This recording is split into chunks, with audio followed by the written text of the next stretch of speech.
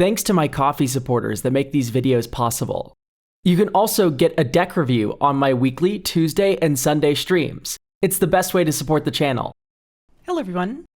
I wanted to really bring a magnifying glass to some of Magic's best 1-drops, that being 1-mana creatures that you'd like to play on turn 1.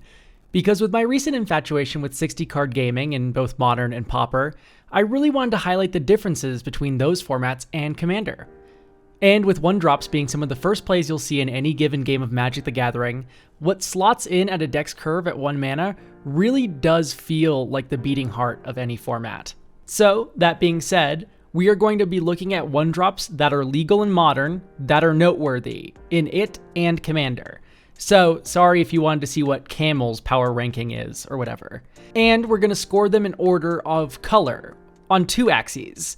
How good are they in Commander, and how good are they in Modern? Then we'll ask why that ranking is the case, to help illustrate what each format values.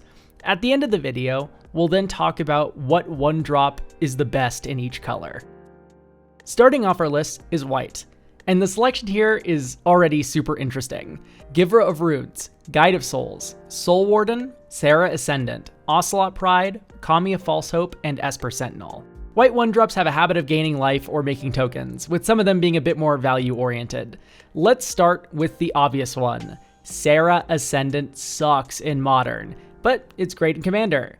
Your life total starts at 40, and in Modern it's 11, well, 20 before you fetch and shock a whole bunch, meaning that Modern players have a whole lot of Martyr procking to do before they can even dream of having a flying 6/6, whereas in Commander you get it for free for basically the first 4 turns of the game. Most cards nowadays are worded based on your starting life total now, instead of a flat value for that Commander format reason.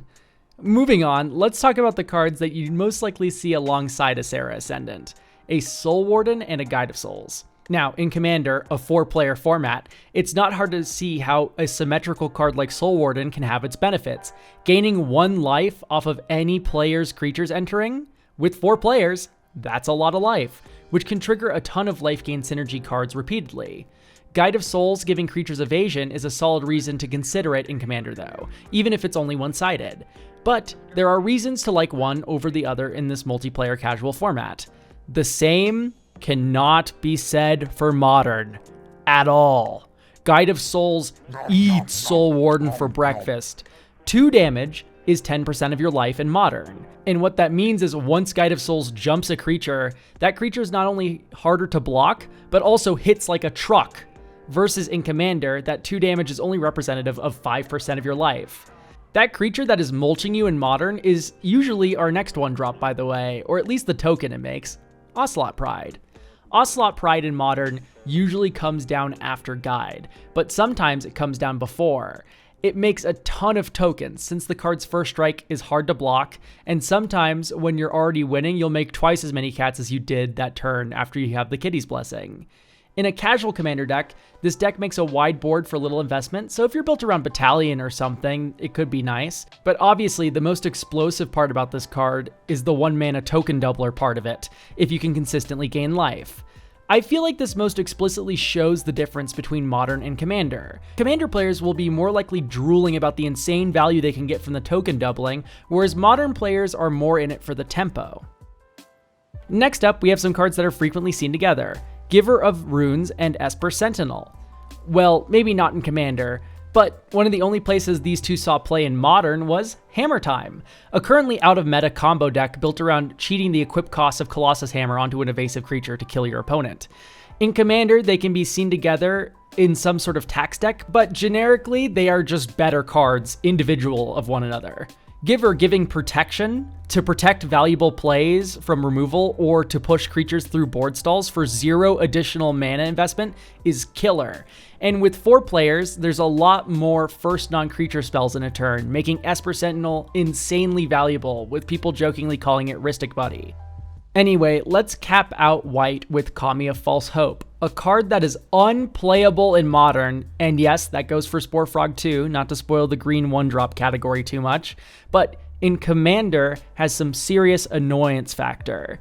Being able to stall out a game until you have your lethal swing or combo online to hose the dinosaur and token player with the help of some graveyard recursion engine is impressively easy in this slower format built more around synergy. Whereas in Modern, you don't really have time to build up those graveyard recursion engines that you can in Commander, and you're far more likely to be locked out, combo killed, or graveyard hated. Especially graveyard hated, because sideboards right now are incredibly hard focused around countering Flage, which is a nigh unbeatable threat in the late game, which comes from the graveyard.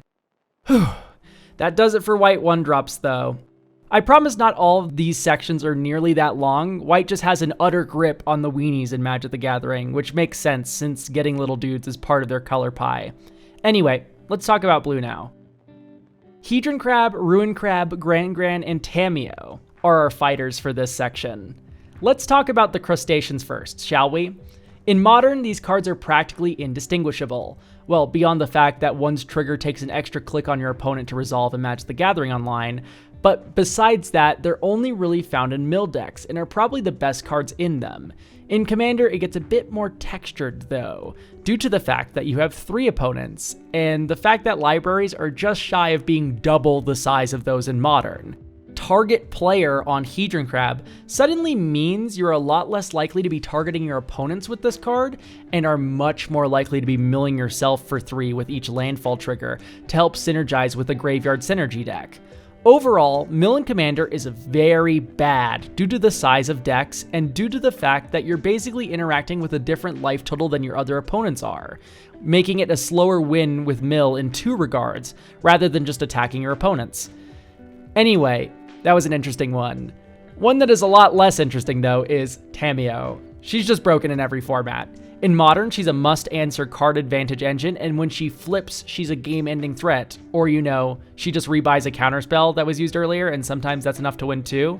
In Commander, that backside issue is a lot less prevalent due to having to defend your Planeswalker against 3 opponents instead of just 1, meaning that in the Commander format, she's a lot more valuable as a clue token generation engine for decks that care about artifact count, or for actual clue cards. Anyway, all around house. Let's talk about Grand now. This is probably the newest comer to the notable 1-drop department. In Standard, sure, the lessened cost reduction part of this card is pretty notable, but really, at least for now, before the next Strixhaven set comes out, the best part of Grand is that she's a 1-mana looter. She can block the aforementioned Ocelot Pride really well, a premier threat in the format, and then sculpts your hand in Modern, and is even able to be used well in a lot of shells that really like discarding cards or alongside Agatha's Soul Cauldron to combo with Fate Stitcher. In Commander, things get a bit more sad for Grand though, where she's way too low impact to really do anything outside of a dedicated weird lessons deck, which, let's face it, probably isn't the best. At least for now, before the next Strixhaven. Moving on to black, we have Nethergoyf, Carrion Feeder, and Cecil, Dark Knight. Nethergoyf is another one of these cards that has a massive divide between its prevalence in Modern and in Commander. In Commander, a 40-life format with 3 opponents, I gotta ask you, what size does your 1-mana creature have to be with no other abilities before you are happy? I'd probably say a 7/7, since Hunted Horror is a fun card that can have some high impact moments. In Modern, we get a lot smaller, down to about a 4-power creature before I'm stoked to play a textless thing that dies to Fatal Push. But here we are with Nethergoyf, which has the ability to escape from your graveyard by eating it, and is also frequently 4-power or greater. Something that you would probably never activate in Commander and feel good about, by the way. Needless to say, besides Adisa the Restless deck really leaning into its theme hard, Nethergoyf is not a really good card for Commander. But in Modern, this thing is a pristine threat that can kill quickly when built around. Speaking of 4-power 1-drops though, Cecil Dark Knight is up there as one of my favorite threats in Modern. It's not rocking the format or anything. In fact, it hardly sees play at all in decks right now, outside of maybe some Dimir Tempo lists and Grixis Tempo shells. But black is just one 1-drop away from reaching a critical point of effective 1-drops like Nethergoyf and Cecil here that makes it a better aggressive strategy. In Commander, Cecil's 4 life gain swings are not that important, only being 10% of your life total, and it also requires more work, needing you to go down 20 life instead of 10 in order to flip him. Needless to say, not a very impressive card. Lastly is Carrion Feeder. A free sack outlet in Commander is super valuable, especially one you can cheaply deploy to set up for synergistic plays later, like with a death-based card draw engine. In Modern, we get a little more picky, with most sacrifice decks being a Phyrexian Tower-fueled Soul Trader plus Graveyard combo deck, with a hint of Phoenix Fleet Airship to take down opponents with the fair plan if that combo plan A doesn't work out. Honorable mention Gravecrawler there, I suppose. Let's now move into red, where we have Dragon's Rage's Channeler, Marauding Mako, Monastery Swiftspear, Goblin Guide, and Ragavan Nimble Pilferer. I want to, out of the gate, mention the most extreme of these cards. Marauding Mako, Goblin Guide, and Monastery Swiftspear. These cards are aggressive bombs in Modern for the Hollow One decks out there that run Burning Inquiry, and Is It Prowess, respectively. Goblin Guide is a bit out of fashion now, but still, the point still stands. In Commander, that's where these things get more tough. Big idiots like this in Commander just aren't that good without evasion, unless you're sacrificing them to greater good or a fling effect, or they are just big immediately. Where we get a more nuanced discussion are the cards Ragavan and Dragon Rage's Channeler, though. Ragavan is slightly better in Modern than in Commander, I feel, but it's close. You see, there's a time in the game where Ragavan becomes a really bad draw, unable to get past blockers at all, but if you play him turn 1, that's not really an issue. In Commander, you're going to encounter this issue a lot more than you will in Modern. The dash ability helps get around this late game weakness somewhat, especially in Modern, where boards are smaller, but overall, it's kind of a bad feeling to rip a Ragavan on turn 4. You know what almost never feels like a bad top deck though? Dragon Rage's Channeler. DRC is a great card that comes down on turn 1 and demands an answer, or else you'll never have a bad draw for the rest of the game. And late game, you can combo it alongside a spell or two to get immediate value out of it. Then it brutally kills your opponent, at least in Modern. But the points before that one still stand true in Commander as well. Lastly, we got green, where we have Mana Dorks, Hex Drinker, Haywire Mite, and oh wow, a lot of green 1-drops for Mana Dorks, huh? Well, let's save them for last then. Hex Drinker sucks in every format except for Vintage Cube. I will not be elaborating at this time, but you should draft it highly in Cube if you're already green. Anyway, Haywire Mite is probably the funniest card in this entire video because it's good in Commander and Modern for entirely different reasons. In Modern, it's great because it's a 1-mana artifact that you can tutor off of Urza Saga. You typically only play one as a tutor target. And in Commander, it's great because it's a creature, which means it can be recurred super easily, and it has a second card type for Delirium or what have you. So, now, let's get into the part you're really interested in, Mana Dorks. Mana Dorks in Commander are great, especially if you have a lot of 3-mana plays, including your Commander. In some decks that are heavy on Beast Whisperer style cast a creature, draw a card style draw spells, or pack a Skull Clamp, they can even cantrip in the late game. But in Modern, we have a really, really different story on our hands. Mana Dorks are stone cold unplayable. I don't think a Birds of Paradise has ever been put on the stack in Modern since 2016, maybe even earlier.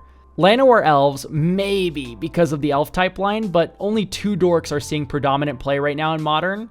And those are Delighted Halfling in Yawgmoth combo, where it makes Agatha's Soul Cauldron, Yawgmoth himself, and Grist the Hunger Tide uncounterable, and Gilded Goose in Samwise Gamgee Cauldron Familiar combo. And that deck is actually pretty fringe, so I'm being generous with mentioning it. The reason why these ones see play and others don't is because of that extra toughness. I am not joking at all. The fact that these can free block Ocelot Pride versus Boros Energy and also survive a Lava Dart from Is It Prowess is very important. Most decks looking for a dork-like 1-mana accelerant, like some Eldrazi lists or Amulet Titan, typically opt for Wild Growth, Utopia Sprawl, or Arboreal Grazer. And no, they won't be running an Arbor Elf alongside those Utopia Sprawls either. The last caveat I really have to mention about Mana Dorks is that, going back to Delighted Halfling, it's just as good in Commander for, well, like, come on, do you really need me to explain why the Legends Matter dork is good in the Legends Matter format?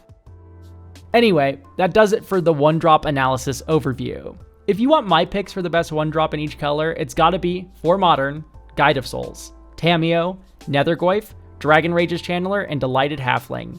And for Commander, it is Esper Sentinel, Hedron Crab for Self-Mill, with a close second place for Tamiyo, Viscera Seer, who I didn't talk about earlier, but like it doesn't really see any modern play and Carrion Feeder does, and like also it's kind of Carrion Feeder's brother, so anyway, Dragon Rage's Channeler, and lastly, Delighted Halfling.